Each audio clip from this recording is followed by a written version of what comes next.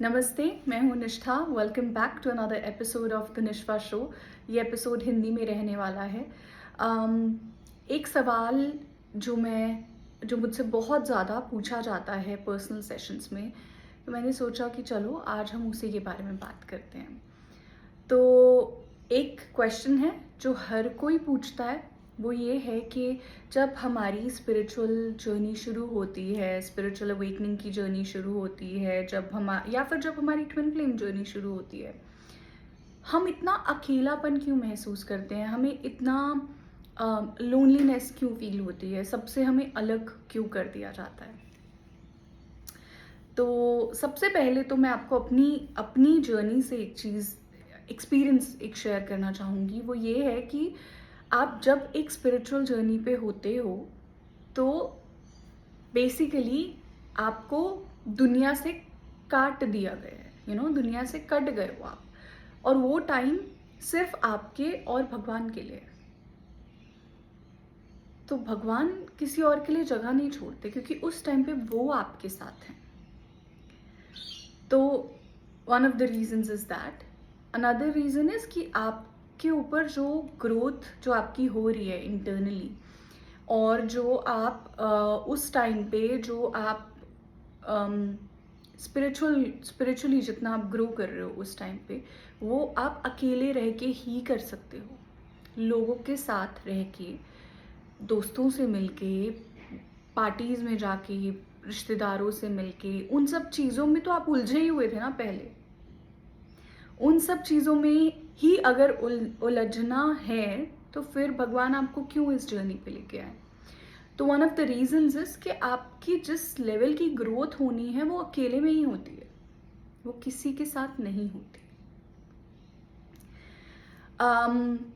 The other day I was working और मेरा lunch break था, and I got this beautiful download.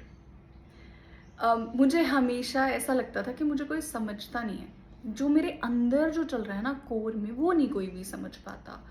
फिर spiritual awakening हो गई, और फिर धीरे धीरे चीज़ें समझ में आने लग गई। लेकिन उस दिन मुझे उस डाउनलोड में ऐसा लगा जैसे माँ काली और बाबा ने खुद साथ में खड़े होके मुझे वो एकदम बहुत सुंदर सी एक्सप्लेनेशन दी। तो बेसिकली जब हम, जैसे बुखार होता है, ठीक है, मैं एग्जैक्टली जैसे मुझे डाउनलोड आया मैं वैसे ही आप लोगों से शेयर कर रही हूँ। जैसे जब बुखार होता है तो सबको पता है, राइट। मुझे बुखार हुआ, मैंने फ़ोन किया अपनी किसी दोस्त को, या मुझे किसी का फ़ोन आया, मैंने बताया कि मुझे बुखार हुआ है, तो हर कोई अपने बहुत सारे ना नुस्खे दे देता है कि ये कर ले, वो कर ले, अच्छा बुखार है 2-3 दिन तो लेके जाएगा, फिर 2-3 दिन रिकवरी में लग जाते हैं, और जो भी मतलब इस हिसाब से चीज़ें जो हैं वो हर कोई अपने नुस्खे देता है, क्योंकि सबको पता है, सबने एक्सपीरियंस किया।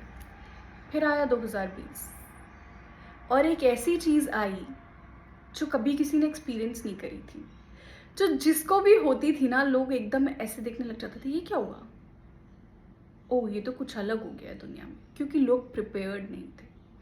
ऐसे ही स्पिरिचुअल अवेकनिंग जैसे 2020 में मैसिव हुई थी, 2025 में भी ऐसा ही कुछ मैसिव अवेकनिंग्स तो होंगी, लेकिन फिर भी बहुत कॉमनली नहीं होती ना।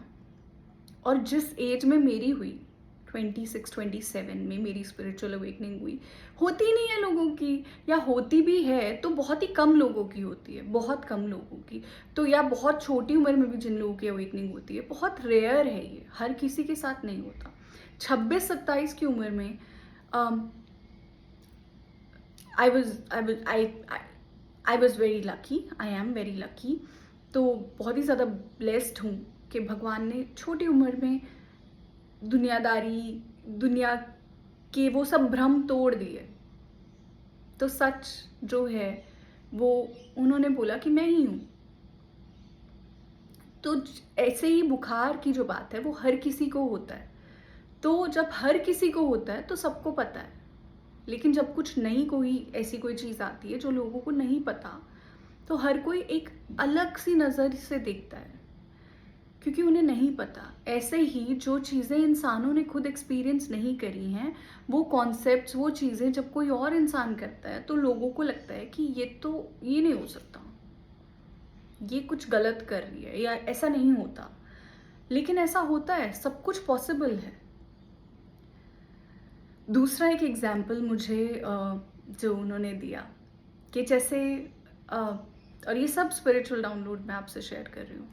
जैसे एनुअल फंक्शन होता है, तो हर कोई बच्चा नहीं होता ना परफॉर्मेंस के लिए, कुछ कुछ होते हैं जिनको टीचर सिलेक्ट करती है। तो जब मैं 26-27 साल की थी, तो मैं अपने बबल में, अपने भ्रम के बबल में बहुत खुश थी। मैं बॉम्बे में थी, मैं अपने दोस्तों के साथ थी, मेरे बहुत सालों पुराने दोस्त थे, वो हैं अभी भी, लेकिन मैं बहुत खुश थी उस बबल में। तो ऐसा फील हुआ जैसे भगवान ने बोला, इतने करोड़ों लोगों में से भगवान ने किसी किसी को सिलेक्ट किया और मुझे बोला, निष्ठा आजा।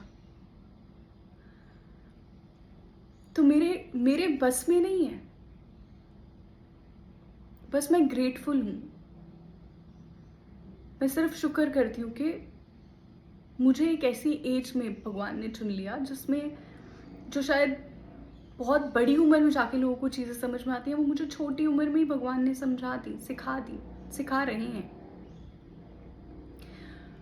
तो जैसे एनुअल फंक्शन होता है स्कूल में, और टीचर कुछ कुछ बच्चों को चुनती है, फिर उसके बाद वो बच्चे रेगुलर क्लासेस अटेंड नहीं करते, लेकिन वो बच्चे जब तक एनुअल फंक्शन नहीं होता तब तक वो बच्चों की क्लास में अटेंडेंस लगना, वो नॉर्मल ब्रेक्स भी नहीं लेते, उनकी ब्रेक्स भी अलग से होती हैं।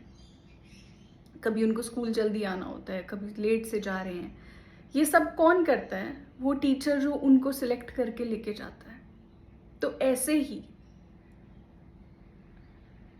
अगर मुझे सिलेक्ट किया है, या अगर आप एक आध्यात्मिक जर्नी में हो, आध्यात्मिक यात्रा में हो, तो यू आर सिलेक्टेड।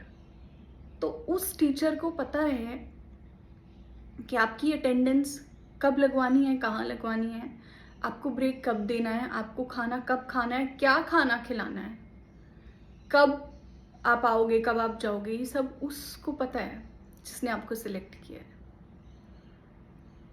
तो पहली बात तो ये कि ये थॉट निकाल दें कि आप अकेले हैं इस जर्नी पे, क्योंकि आप अकेले नहीं हैं।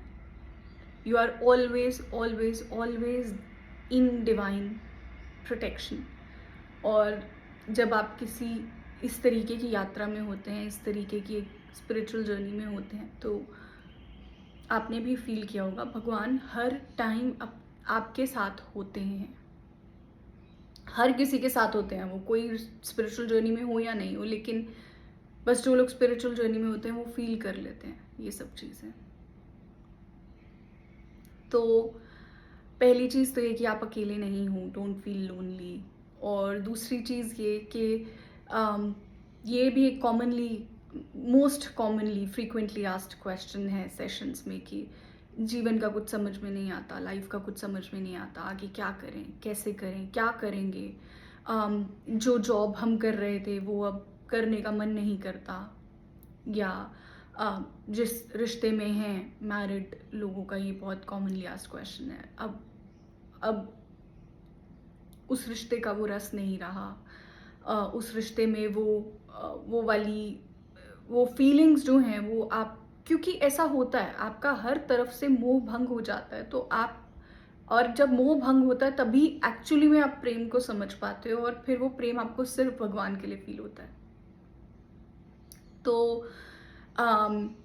तो अगर आप ऐसा कुछ गो थ्रू कर रहे हो, तो आप लाइफ के बारे में कुछ भी मत सोचो। मुझे लगता है सिर्फ आप हाथ जोड़ के, हाथ खड़े करके सिर्फ सरेंडर कर दो कि आपने चुना है, आपको पता है कि क्या करना है, मुझे नहीं पता।